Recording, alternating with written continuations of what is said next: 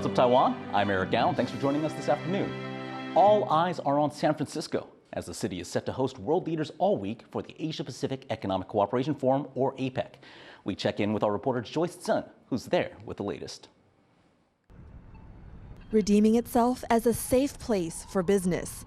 For months, San Francisco has been prepping to host world leaders and captains of industry for the Asia-Pacific Economic Cooperation, or APEC, the regional trade summit that's expected to draw some 20,000 people to the city. It's the largest international gathering here since the signing of the United Nations Charter in the 1940s, and the stakes couldn't be higher. The global economy is still recovering from the pandemic, with supply chains further disrupted by the war in Ukraine and the Middle East. There's also the intense rivalry between the U.S. and China, causing growing mistrust and instability between the two superpowers. Now, the challenge, though, is to convene a forum with APEC that focuses on economic integration and economic cooperation, but not getting bogged down with security concerns. APEC is a unique grouping of 21 member economies of differing political ideologies, aiming to foster more trade and collaboration in and along the Pacific Rim. Together, they account for over 60% of global GDP, almost 40% of the world's population, and close to half of global trade. It's an important region for both Washington and Beijing, which is why all eyes are on an expected face-to-face meeting between U.S. President Joe Biden and China's President Xi Jinping on the sidelines of the summit. It would be just the second time for the two to meet since Biden took office in 2021. U.S.-China relations have been deteriorating as Washington's cut off Beijing from its advanced tech, and Beijing ceased military exchanges last summer after then U.S. House Speaker Nancy Pelosi visited self-ruled Taiwan, which China sees as part of its territory. The Chinese will warn the United States that if Taiwan tries to declare some kind of independence and tries to move away from the classic, one China policy, that there will be problems. Though the U.S. doesn't have diplomatic ties with Taiwan, the two share similar democratic values and deep economic links. And this week's APEC summit is a crucial opportunity to build on those, as it's a rare international stage self-ruling Taiwan is not blocked from by China. But Taiwan is only allowed to send special envoys to APEC, never its president. Representing President Tsai Ing-wen again this year is Morris Chang, the 92-year-old founder of chip-making giant TSMC, the company that's put in one of the largest foreign investments the U.S. has ever seen. Chang will be joined by a delegation including Taiwan's top trade negotiator John Deng, who says the president's absence will not hurt Taiwan's contributions to APEC. Even with this deficiency to us, our enthusiasm for participating in APEC is not diminished. Taiwan and its fellow APEC members will also discuss a host of other issues like climate change, clean energy, narcotics, and AI safeguards. Here in downtown San Francisco, security has been doubling down around the Moscone Center, the main venue for this week's conference. They've already set up steel barricades and blocked certain streets, setting up a perimeter in the area. They're also restricting certain trains and air traffic around the city. With such high stakes and some of the world's most influential leaders coming to town, the U.S. as hosts will be counting on things running smoothly as a reflection of its reliability as a partner for the Asia Pacific. Justin Wu and Joyce Sun in San Francisco for TaiwanPlus.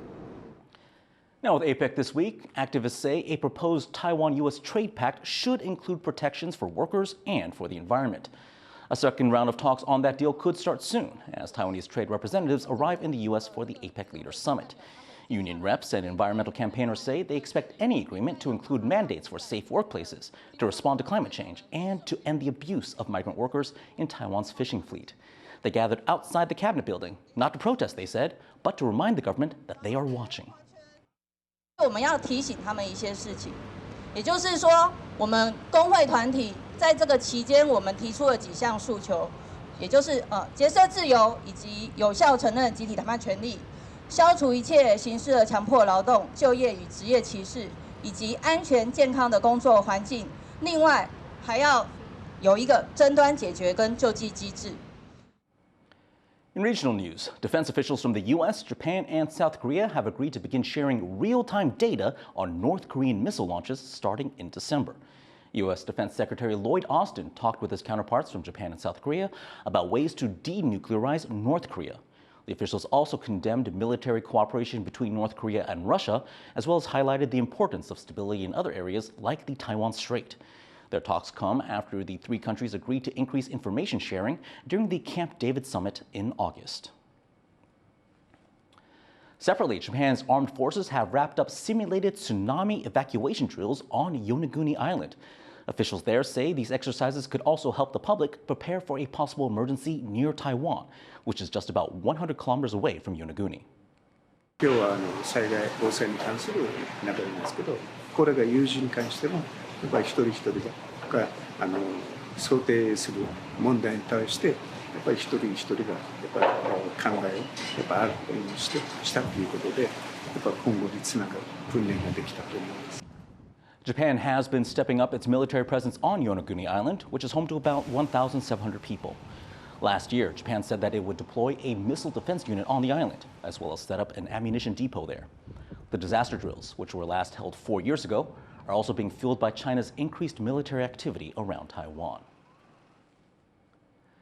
Taiwan tech giant Foxconn has launched its first satellites into space. Foxconn sent up 2 low Earth orbit satellites on a Falcon 9 rocket, part of the SpaceX Transporter 9 mission. The Pearl 1H and Pearl 1C satellites will test the company's beyond 5G capabilities. That technology is aimed at making digital communications faster. Over 100 satellites were sent into orbit on the Falcon 9 rocket, which took off from Southern California. Meanwhile, a research team from Taiwan's Feng University has successfully launched a research rocket.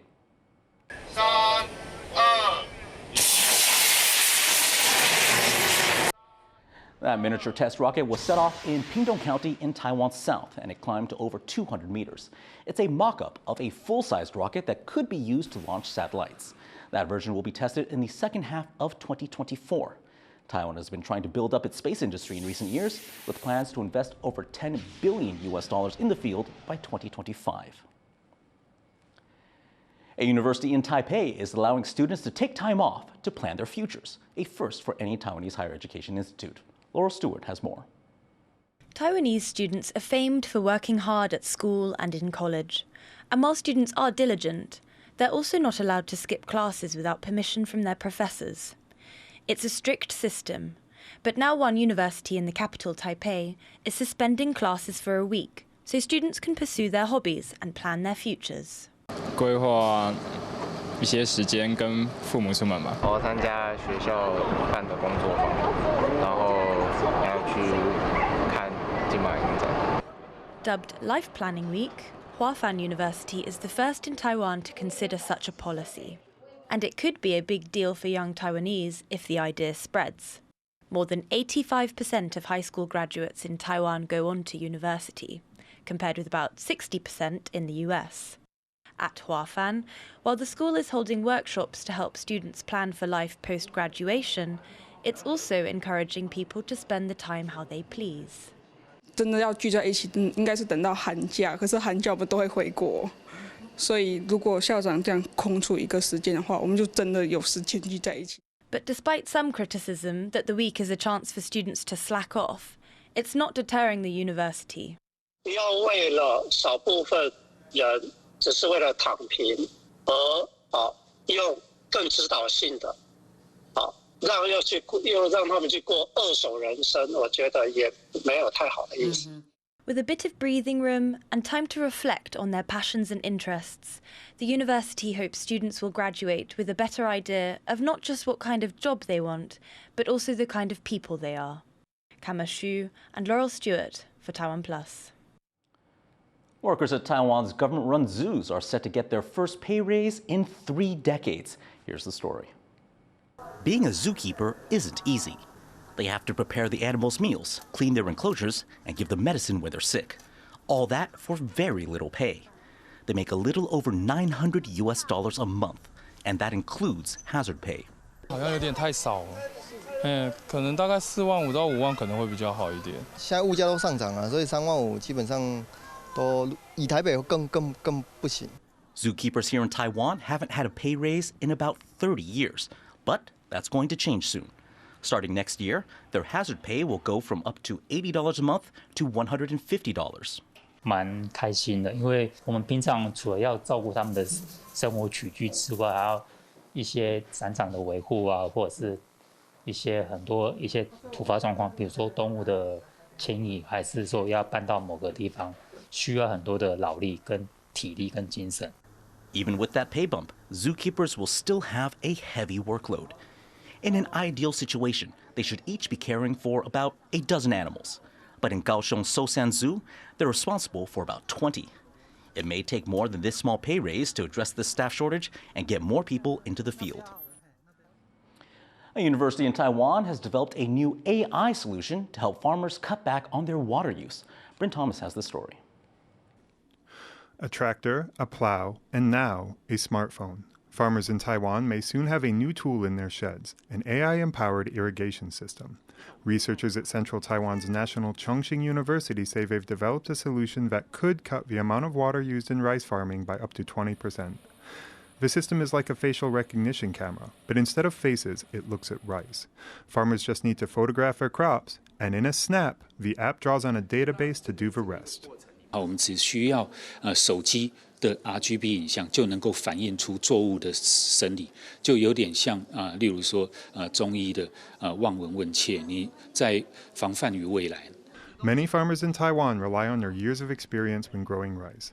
They consider the weather and the time of year, then smell the earth, touch the soil, or rub the leaves to tell if a plant needs watering. But it's a method that's become less reliable as the climate crisis worsens. Rising temperatures, drought, and extreme weather events mean farmers can no longer safely assume that one year will be much like the one before. And while farmers are reluctant to replace tradition with technology, the impact of climate change on their bottom line could inspire a change of heart. 对于那个农民在精准的判断里面，还有真的是省工对他们的效益之后得到的时候，事实上他们更愿意去使用这个系统。Key people involved in the project say the benefits could be huge. They estimate the project could save over $5 million a year if adopted nationwide, and reduce annual carbon emissions by over 31,000 tons. James Lin and Bryn Thomas for TaiwanPlus. Taiwan's baseball season has ended, with the Chuan Dragons crowned the champions of the 2023 Taiwan Series. As Leslie Yao reports, that victory marks an impressive comeback for a team that just rejoined the league 3 years ago. 这球打高，有没有守备的机会？捕手来到了接近这边接杀，出局，彩带抛下来。 The last time the Chuan Dragons were crowned champions in Taiwan's professional baseball league was 1999. Shortly after that win, the team suddenly disbanded and left the league for 2 decades. The Dragons then returned in 2020 and 3 years later have clinched the 2023 season title and won it all again. For a team to come out on top after just 3 years is no easy feat. But the Dragons did just that, beating the Rakuten Monkeys in 7 games to take home the crown in the Taiwan Series. 总冠军是要4胜才有总冠军，然后我们队友互相鼓励，然后相信每一天都是新的一天，不到4胜我们都不会放弃。It was a particularly inspiring win for the Dragons head coach Ye Junzang, who made his professional baseball debut as a player with the team back in 1996. 我是有时候真的是还蛮不客气的，因为就是希望说我也有时候也不希望说太拐弯抹角，因为也没什么意义。真的谢谢他们，就是忍受，然后大家一起努力，这样子一起走到这里。And for old school fans of the Dragons, it's a moment 2 decades in the making. Tears were shed, cheers were hollered, and a good time was had by all. That is unless you're a Monkeys fan. Devin Tsai and Leslie Liao for TaiwanPlus. Thanks for tuning in to What's Up Taiwan. I'm Eric Gao, and I'll see you later.